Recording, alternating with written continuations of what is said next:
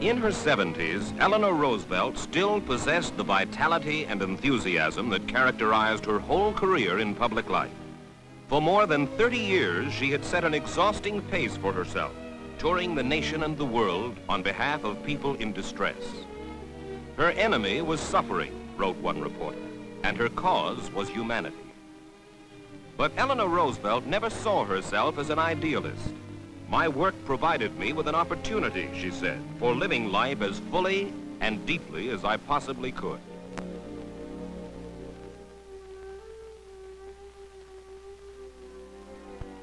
Born in 1884, Anna Eleanor Roosevelt is a shy and retiring little girl. Says her mother, she's so plain-looking, such a funny, old-fashioned child that we call her Granny.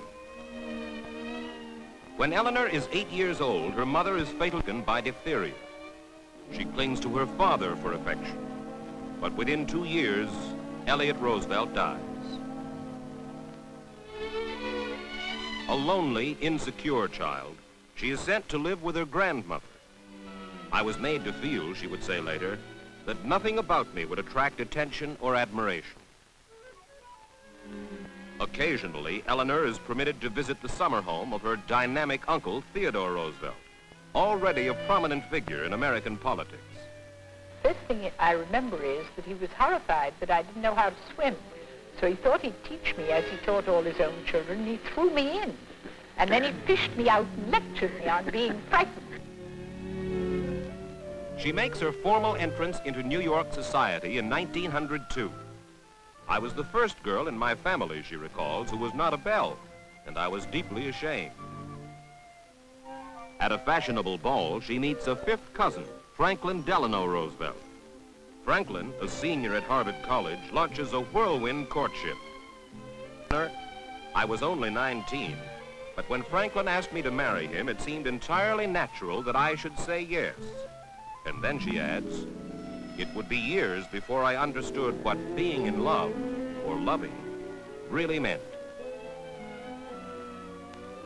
Sarah Roosevelt, Franklin's strong-willed and possessive mother, objects to the marriage, but young Franklin refuses to give up the idea.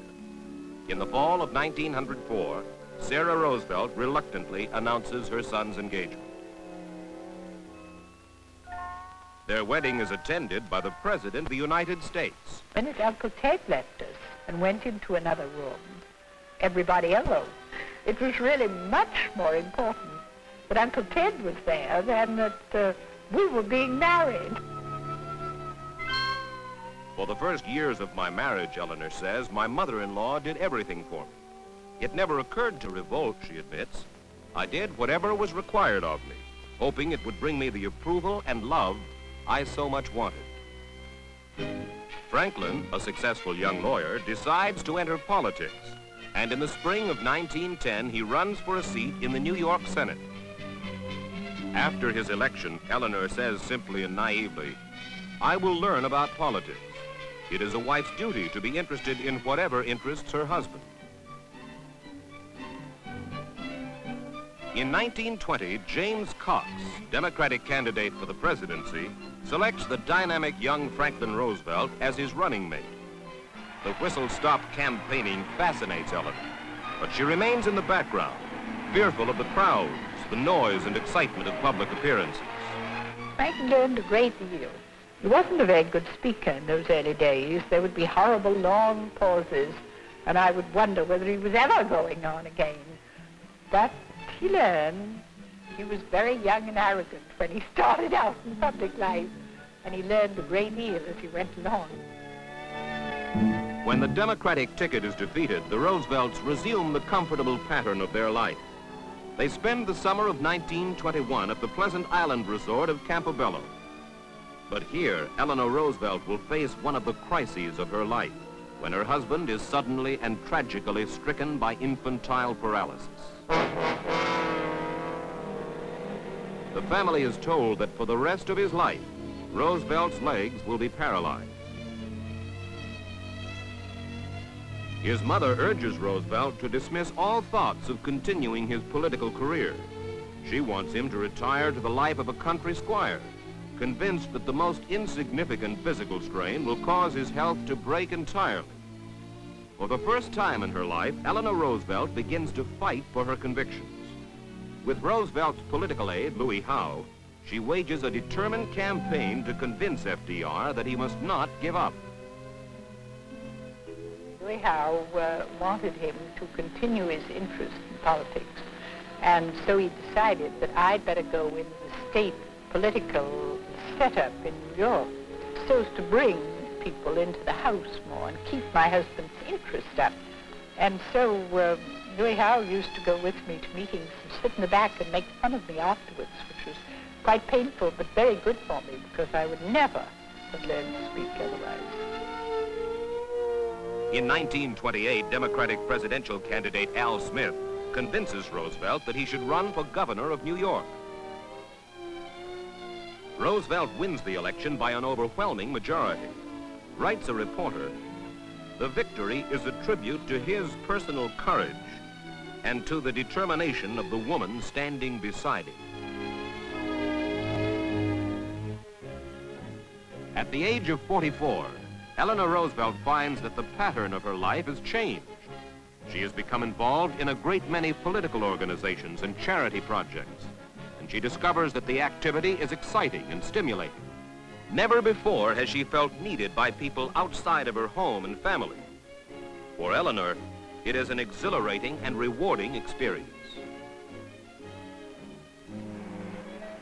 Franklin Roosevelt reaches the peak of his political career in 1932 when he is nominated as the Democratic candidate for President of the United States.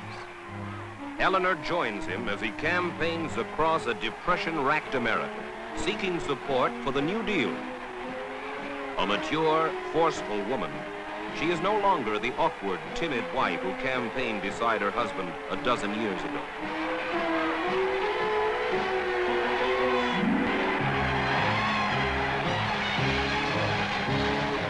FDR is elected by one of the greatest majorities of modern times. Writes Eleanor Roosevelt, "I was happy for my husband, but for myself, I was deeply troubled.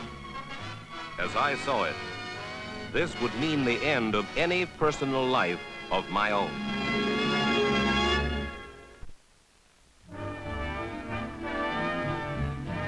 March 1933. Eleanor Roosevelt is swept up in the whirlwind of activity surrounding the first days of Franklin Roosevelt's administration. From the very beginning, Mrs. Roosevelt makes it clear that she intends to be more than a mere ornament on the White House reception line. She is sent on a tour of the country by FDR. He wants her to serve as his eyes and legs. "Look at the clothes on the wash line," he tells Eleanor. "Look at the cars and see whether the house needs painting. Talk to the people and tell me what they're thinking." She learns the problems of national labor organizations in her talks with union members. And in the years to come, she will actively support labor's demands for improved working conditions.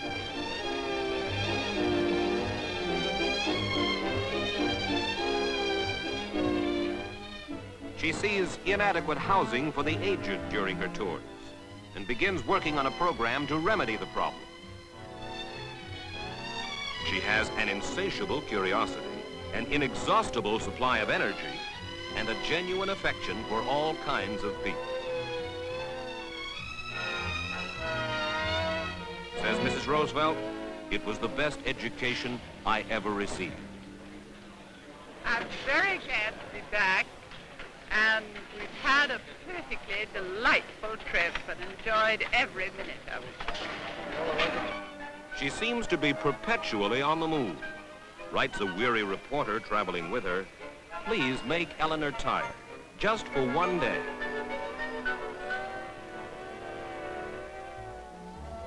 Everything Eleanor Roosevelt says and does becomes news.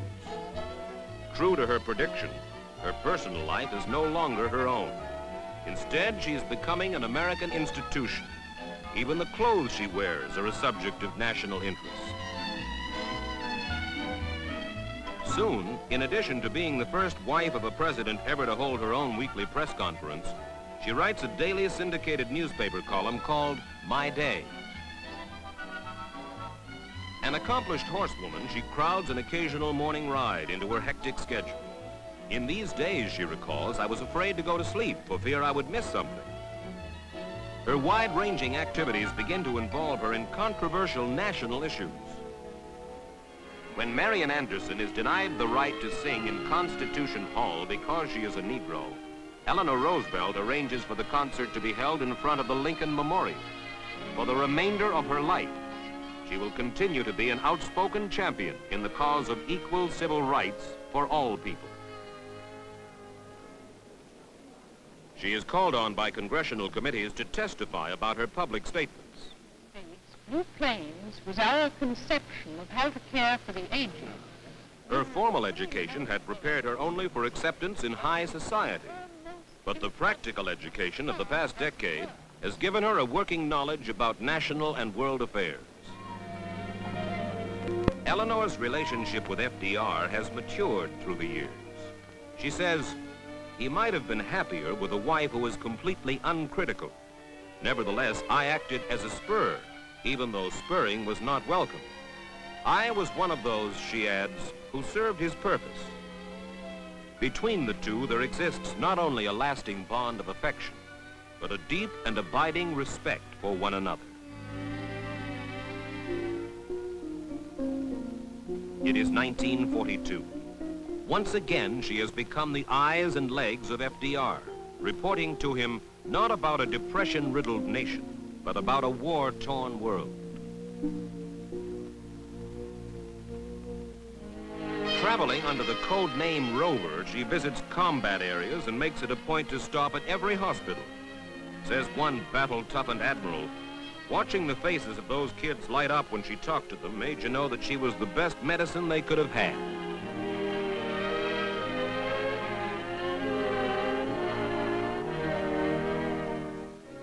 Franklin Roosevelt is elected to an unprecedented fourth term as president late in 1944. But the strain of 12 years in the White House has already begun to tell. On April 12th, a terse, tragic bulletin is issued from the White House. Franklin Delano Roosevelt is dead. As the nation mourns the passing of the president, Eleanor Roosevelt attempts to put into words feelings expressed. Of her husband, she says, if at the end one can say that this man used to the limit the powers that God granted him in order to achieve what he deemed to be his task, then that life has been lived well, and there are no regrets.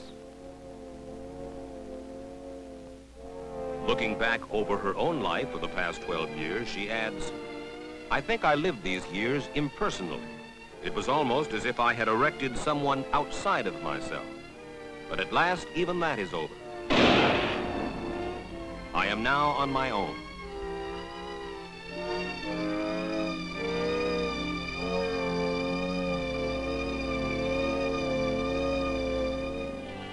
In December 1945, President Truman asks Eleanor Roosevelt to accept an appointment as a United States delegate to the United Nations. I knew I would have to do the very best I could because I was the only woman on the delegation, and it would be letting all women who might in the future have this opportunity down if I didn't do well. The delegate from Chile, Mr. Del Rio, has sent Mr. Santa Cruz, who will sit in his place all the way through. And from China, Dr. Chang is here. From France, Professor Kassai is here. From At the Lebanon, United Dr. Nations, Malik. she is assigned the chairmanship of the apparently unimportant Committee 3, dealing with the broad area of human rights. Represented by Professor Vladimir Koretsky, who is here, and we welcome him. I will...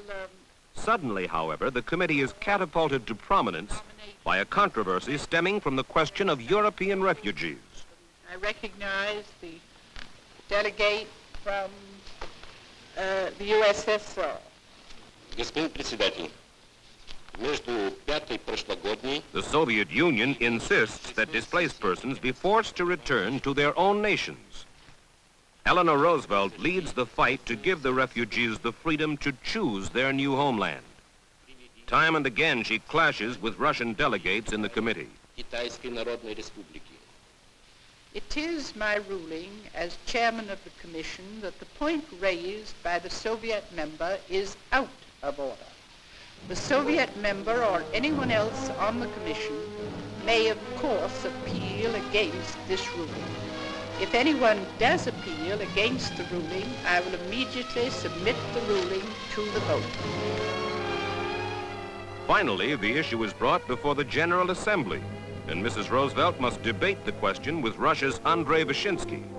She rallies enough support from the uncommitted nations to swing the vote in favor of giving world refugees the right to make their own decisions. After the debate, American delegate Senator Arthur Vandenberg tells her, "We fought to keep you off the delegation, but we must now acknowledge that we have found you good to work with. We will be happy to do so again."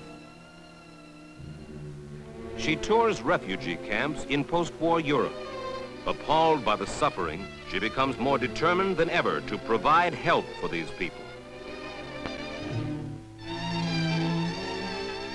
Eleanor Roosevelt is the driving force behind the Universal Declaration of Human Rights.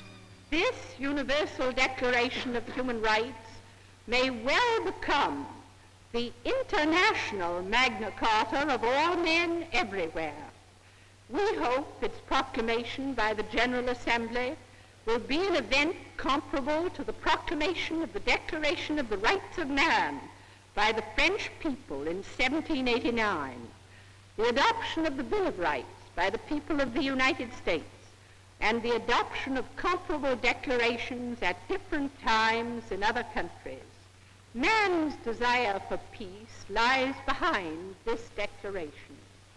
The realization that the flagrant violation of human rights by Nazi and fascist countries sowed the seeds of the last World War has supplied the impetus for the work. Man must have freedom in which to develop his full stature and through common effort to raise the level of human dignity.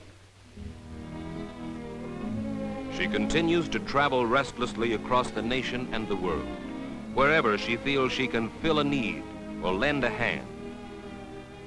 Her warmth and sincerity inspire faith in the people she meets. Her genuine interest in their problems gives added meaning to her plea for brotherhood and peace. Writes a friend, in her womanliness, she has a heart that never hardens, a touch that never hurts, and a smile that never tires.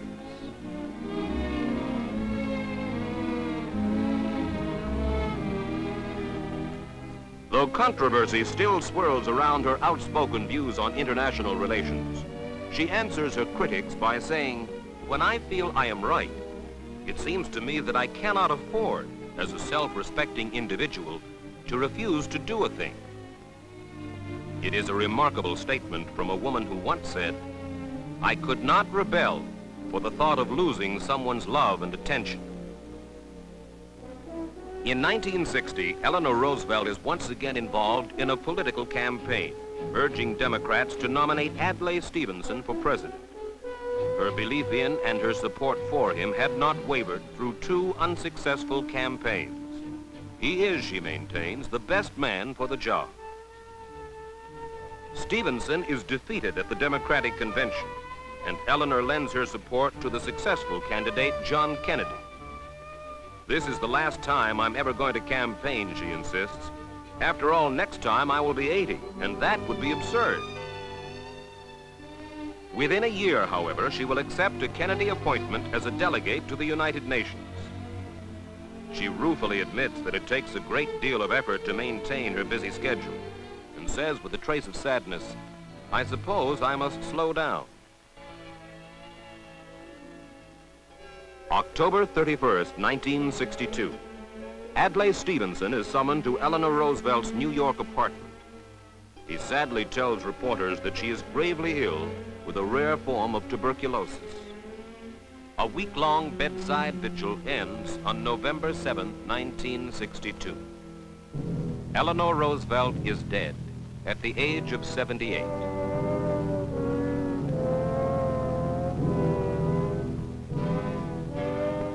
The entire world mourns the passing of Eleanor Roosevelt. As a young girl, she had sought affection and admiration. At her death, it is apparent that perhaps no individual in modern history is so universally admired and loved. Adlai Stevenson delivers a final, eloquent eulogy to Eleanor Roosevelt. The sadness we share is enlivened by the faith in her fellow man and his future, which filled the heart of this strong and gentle woman.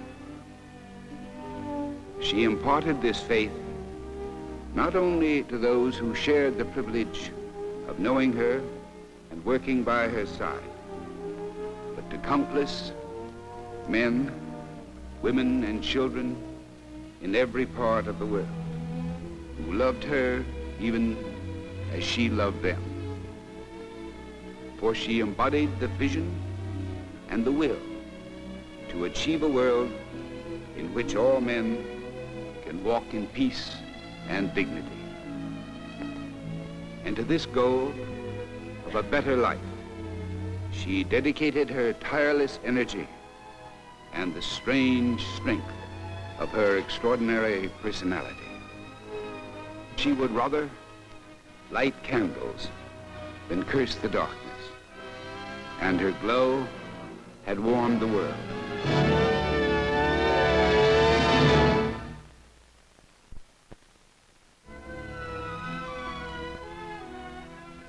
On April 23rd, 1963, the President of the United States signs a congressional act chartering the Eleanor Roosevelt Memorial Foundation. Says President Kennedy, "An institution is the lengthened shadow of a great individual. I am sure the Eleanor Roosevelt Memorial Foundation will reflect the wisdom, energy, concern for the poor, and advancement of public health, economic welfare, and international goodwill that Mrs. Roosevelt showed throughout her life. The foundation should cast a long shadow indeed." A foundation dedicated to the ideals by which she lived is a fitting memorial for Eleanor Roosevelt. She could never find contentment while others were in distress, wrote Adlai Stevenson. This was not sacrifice. This, for Mrs. Roosevelt, was the only meaningful way of life.